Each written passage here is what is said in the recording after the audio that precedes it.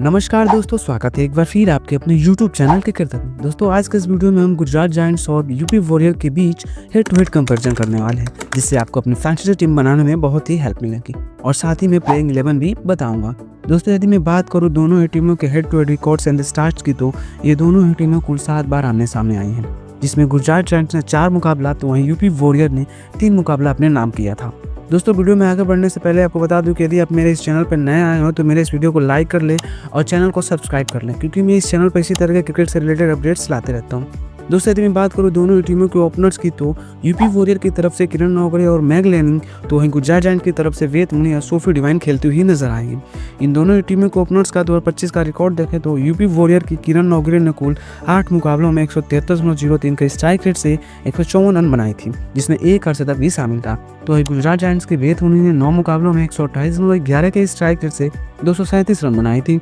इन दोनों ही खिलाड़ियों का रिकॉर्ड देखने 2025 का रिकॉर्ड देखने और 2026 के परफॉर्मेंस देखने के बाद मैं ये पॉइंट गुजरात जायंट्स को दूंगा, क्योंकि 2026 में किरण नौगरे बिल्कुल फेल है, तो वहीं वेद मुनि अच्छी करती हुई नजर आ रही हैं। नंबर 2 पर हमने यूपी वॉरियर के मैग लैनिंग के सामने गुजरात जायंट्स के सोफी डिवाइन को रखा है।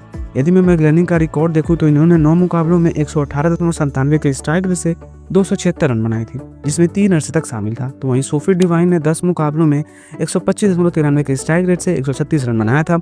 इन दोनों ही खिलाड़ियों का रिकॉर्ड देखने के बाद मैं यूपी वॉरियर के मैग लैनिंग के साथ जाऊंगा और ये पॉइंट यूपी वॉरियर को दूंगा। लेकिन मैं बात करूं इन दोनों के करंट फॉर्म की, तो दोनों ही खिलाड़ी तगड़े फॉर्म में हैं, जिसमें सोफी डिवाइन ने अपने कुछ मुकाबलों में 95 रन की बड़ी पारी खेली है, तो वहीं मैग लैनिंग ने 2 हाफ सेंचुरी भी जड़ दिया है। नंबर 3 पर हमने यूपी वॉरियर के लिचफील्ड के सामने जीजी के गर्डनर को रखा है। यदि मैं लिचफील्ड का रिकॉर्ड देखूं तो 2025 में इन्होंने 6 मुकाबलों में 135.82 के स्ट्राइक रेट से 91 रन बनाए थी। तो वहीं गर्डनर ने 9 मुकाबलों में 125.78 के स्ट्राइक रेट से 243 रन बनाए थे, जिसमें 3 हाफ सेंचुरी भी शामिल थी। रिकॉर्ड के हिसाब से तो मैं मैग लैनिंग के साथ जाऊंगा, लेकिन करंट फॉर्म के अनुसार दोनों के बीच में टाई रखूंगा, क्योंकि दोनों ही अपने पिछले 4 मुकाबलों में एक हाफ सेंचुरी जड़ चुकी हैं।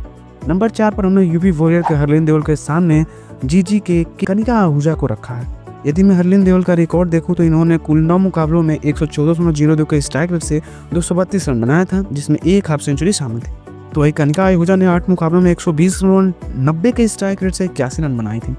इन दोनों खिलाड़ियों का रिकॉर्ड देखने के बाद मैं हरलीन देओल के साथ जाऊंगा, क्योंकि इनकी 2026 में फॉर्म अच्छी चल रही है। नंबर 5 पर हमने जीजी के जॉर्जिया वेहरम के सामने यूपी के दीप्ति शर्मा को रखा है।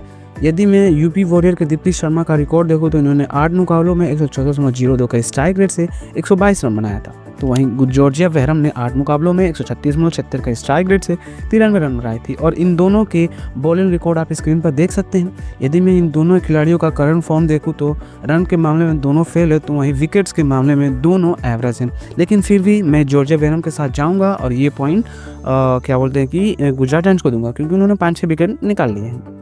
नंबर 6 पर हमने जीजी के काशवी गौतम के सामने यूपी वॉरियर को श्वेता शेरावत को रखा है।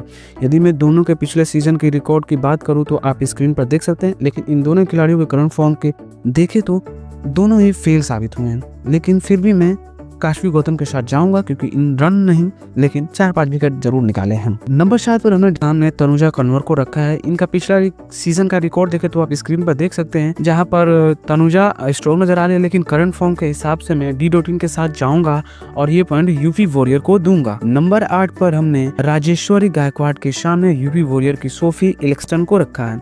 इन दोनों खिलाड़ियों का पिछले सीजन का रिकॉर्ड आप स्क्रीन पर देख सकते हैं, लेकिन यदि मैं इन दोनों खिलाड़ियों का करंट फॉर्म देखूं तो दोनों लगभग बराबर विकेट्स लिए हैं, लेकिन गायकवाड़ इकोनॉमी में सोफी से बेहतर है, तो मैं सोफी के साथ जाऊंगा। नंबर 9 पर हमने जीजी के रेणुका सिंह के सामने क्रांति गौड़ को रखा है। इन दोनों ही खिलाड़ियों का पिछले सीजन का रिकॉर्ड आप स्क्रीन पर देख सकते हैं। और बात करें इनके करंट फॉर्म की, तो क्रांति गौड़ ने 1 विकेट तो रेणुका सिंह ने 4 विकेट लिए हैं, तो मैं रेणुका सिंह के साथ जाऊंगा और ये पॉइंट जीजी को दूंगा।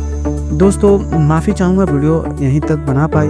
आई होप कि मेरी वीडियो यहाँ तक आपको अच्छी लगी, तो मेरे वीडियो को लाइव चैनल कर सब्सक्राइब कर लिया, क्योंकि कुछ कारणवश मैं वीडियो को आगे नहीं बना पा रहा हूँ। Thank you so much.